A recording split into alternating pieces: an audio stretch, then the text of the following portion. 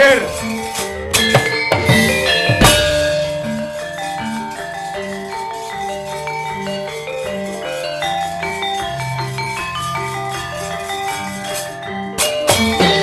Sawa anak Swargi Antasena Susena.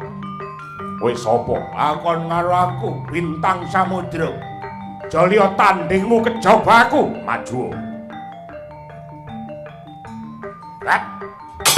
Wah. Menteleng kaya banteng. Hah? Oh.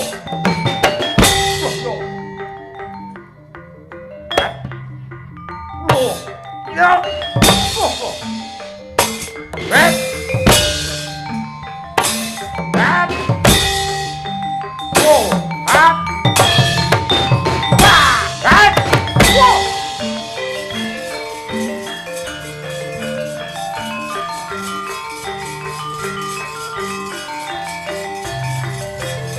Mundur.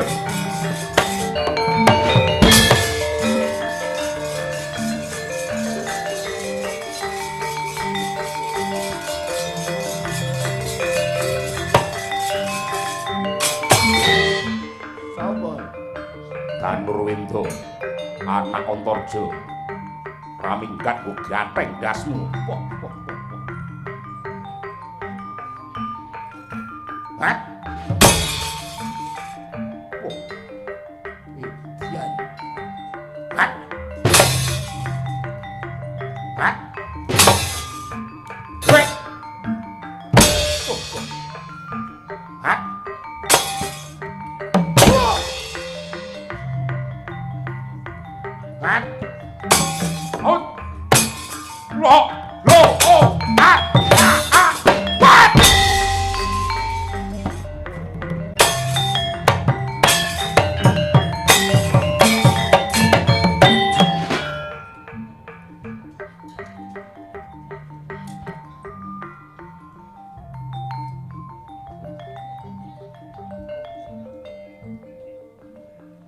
Sawa Susena, kowe sapa? Takon karo aku.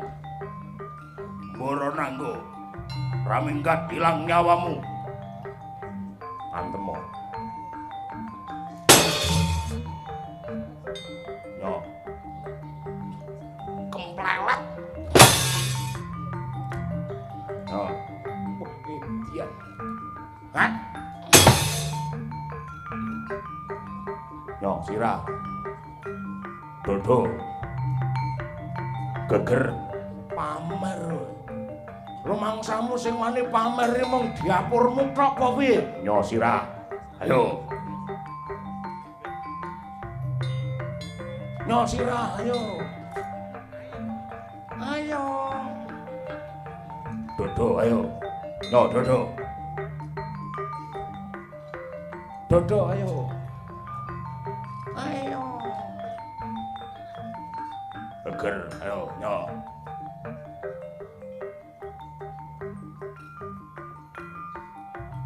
Geger, ayo. Ayo.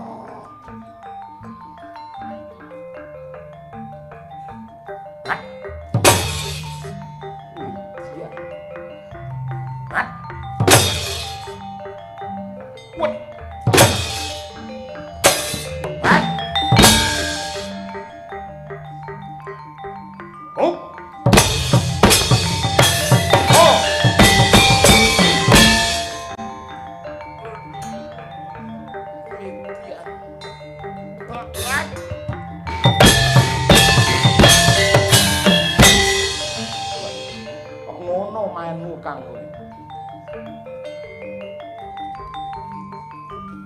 Itian kroyokan.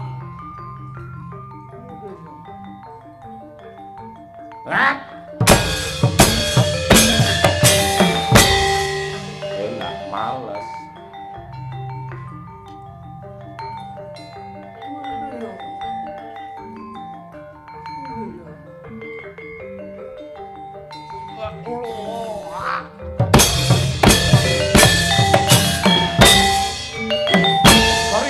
Sorry.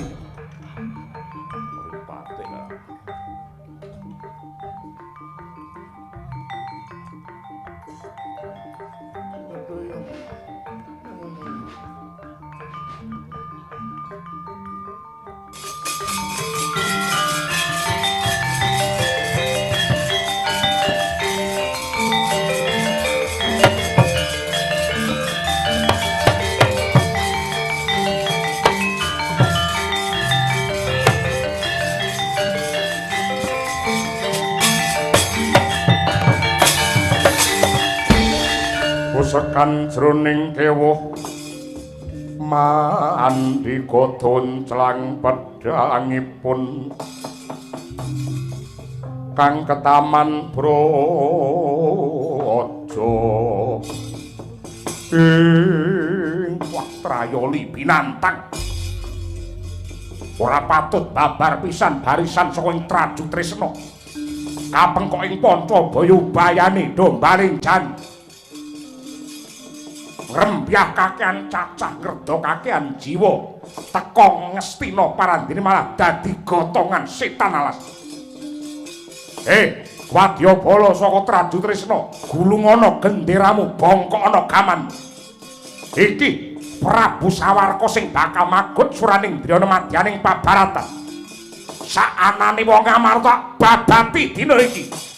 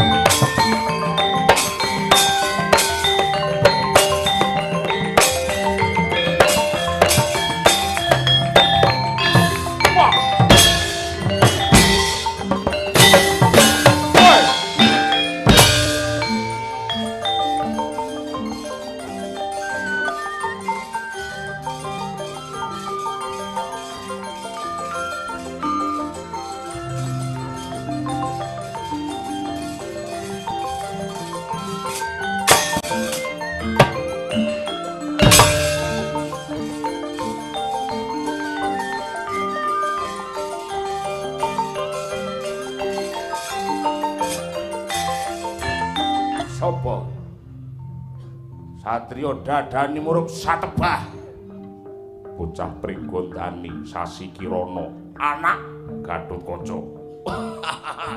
Kondange mbiyen pakku karo pakmu mungsuh bebuyutan. Iki Sawarka anake Jenat Prabu Boma.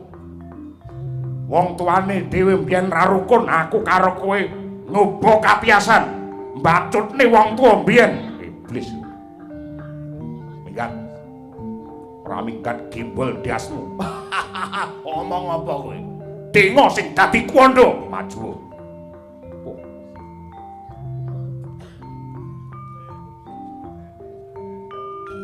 Pak.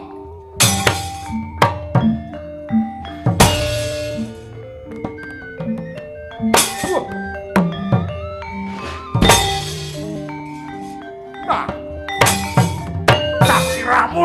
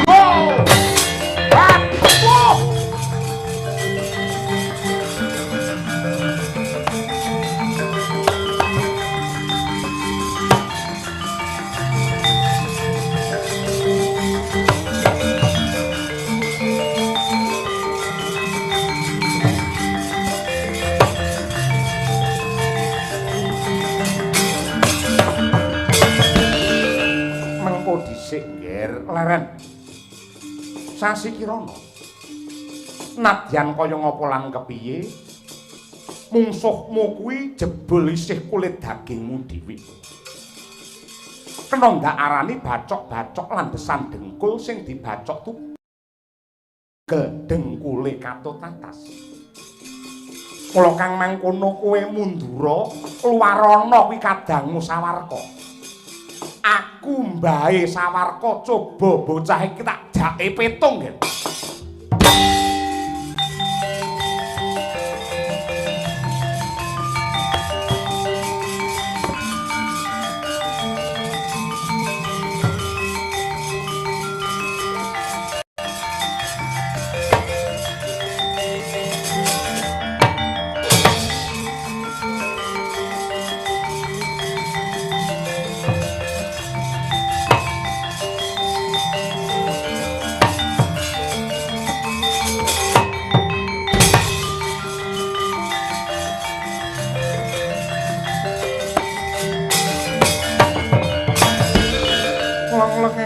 Mangu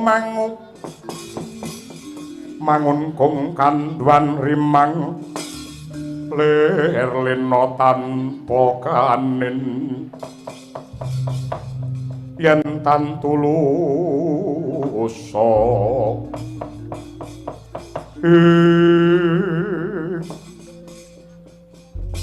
Prabu Sawarka jengandika menika sinten?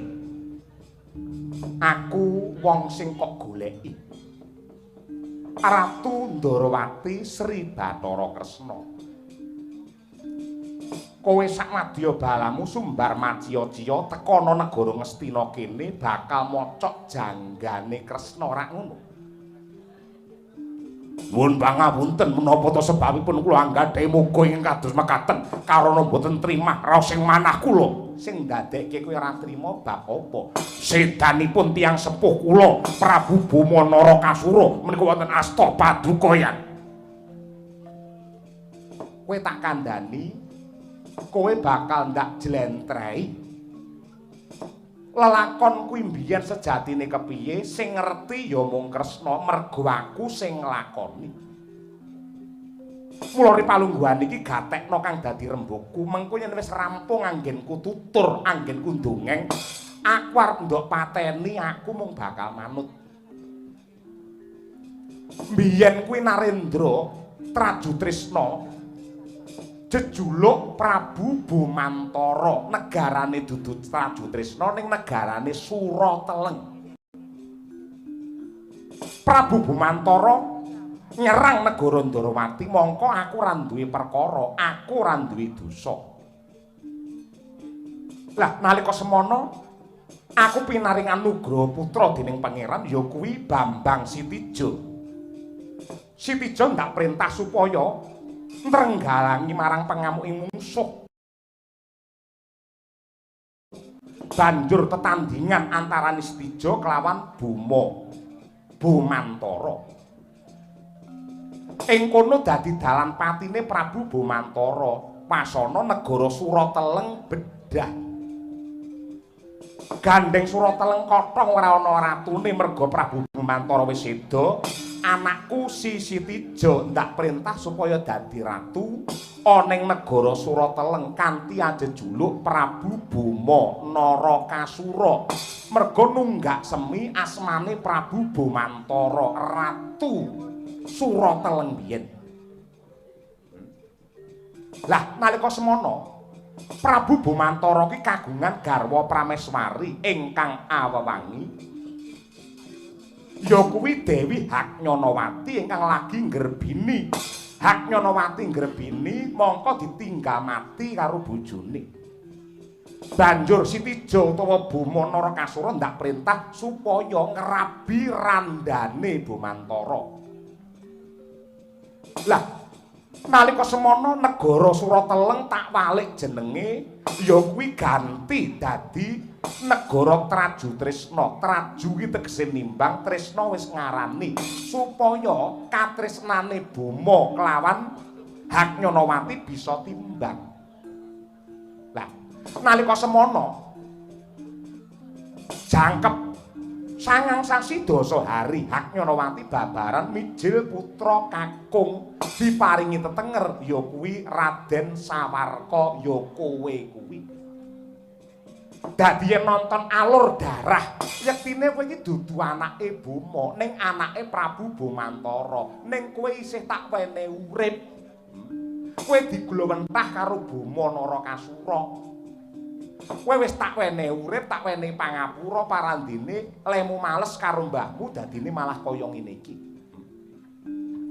Kowe iki trubusane mungsuh anak Bomantara, parandene merga gedene rasa kamanungsanku, mula kowe tak wenehi urip. Ibumu ya ndak ayomi tak rabekke karo Sitijo.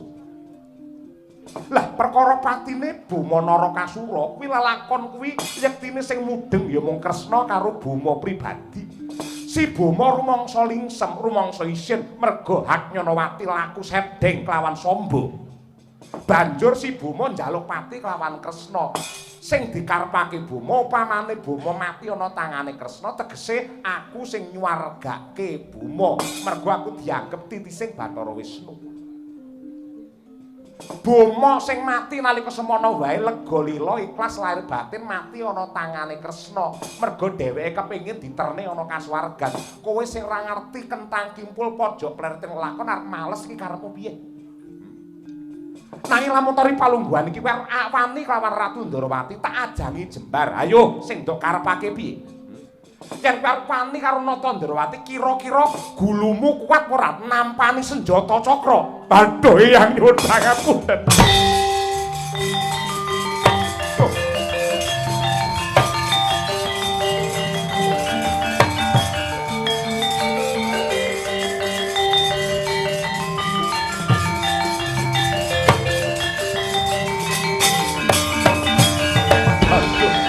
Kanjeng Hyang Jimat sesembahan kula. Diagung pangaksama paduka, kula klentu ing tumindak lepat ing padrap Hyang. Kula bawanipun lari nem ingkang agahan tanpa paniti priksa anggen kula jumangkalan tumindak satemah dadosipun malah bebarang wirang kados mekaten Hyang. Kula nyuwun gesang. Yen pancen kowe kepengin dandani pakarti ngowahi tumindak, kowe aja kumpul karo bangsane buta. Kowe kumpula wae karo warga Ngastina karo putra-putra utawa putu-putu Pandhawa. Merga elek lan orane tumindake menungsa iki gumantung srawunge, gumantung kumpulane.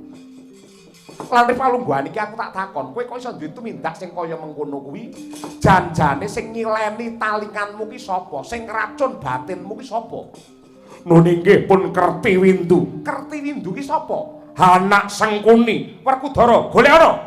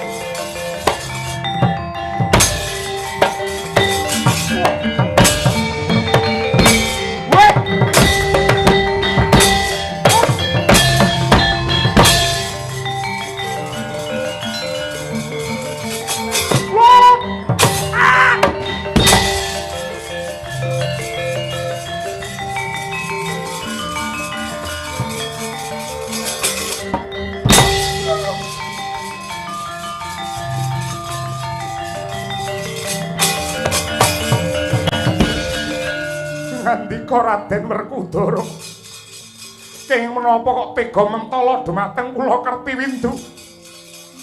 Patramu tanpa bidaya gerangamu piyen Kertiwindu? Kowe sing racun rasane Prabu Sawarka. Lho, mboten kula ingkang racun. Kula menika malah ngemutaken dhumateng Prabu Sawarka supados mboten mbalela dhateng Ndarawati, mboten wani kaliyan Sri Bathara Kresna. Nanging nyatanipun Sawarka wegah nampa warah nampik dhumateng pitutur becik. Kula menika sampun ngalang-alangi aja kowe wani karo mbahmu, ndak kelangan tata kramamu, tan murwa bakal remuk bubuk dadi rempok. Kula sampun ngemutaken raimu ya pakmu biyen kowe.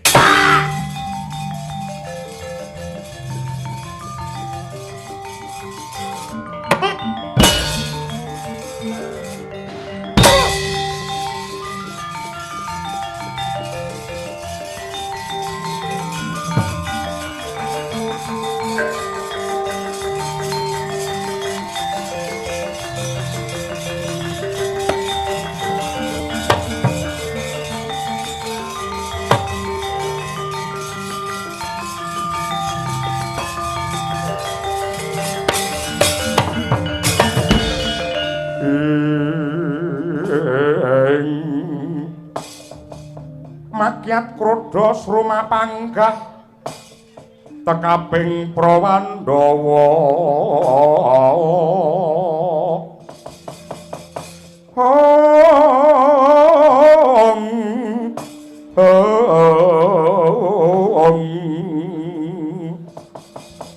sumahaping pabarisan rananggana gawe gelar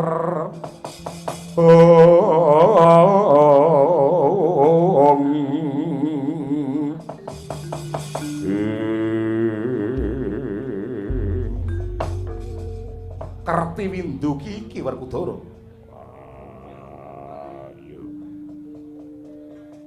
Anak Sengkuni kelakuane ora beda karo gerangane. Sing ngicuk-icuk Sawarka jebul iki. Wah, iya.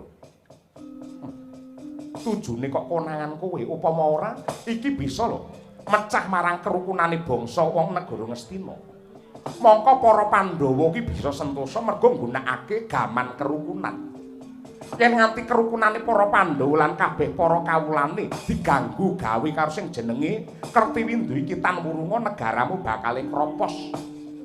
Iya. Mulih mudhar dheweke ngunduh marang karmane dhewe. Nanging ripalungguhan iki para Pandhawa tetep isih giduh rasane kisruh batine. Pari kesit arep diwisuda dadi ratu malah ilang tanpa pamit.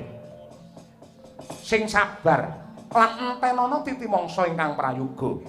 Mbok menawa pancen kodrate lelakon kudu kaya mangkono, disurung donga wae. Muga-muga iki mengko baline si Pari Kesit bener-bener nggawa sangu sarta gembolan kanggo nata negara supaya tentrem Kertaraharja Werkudara.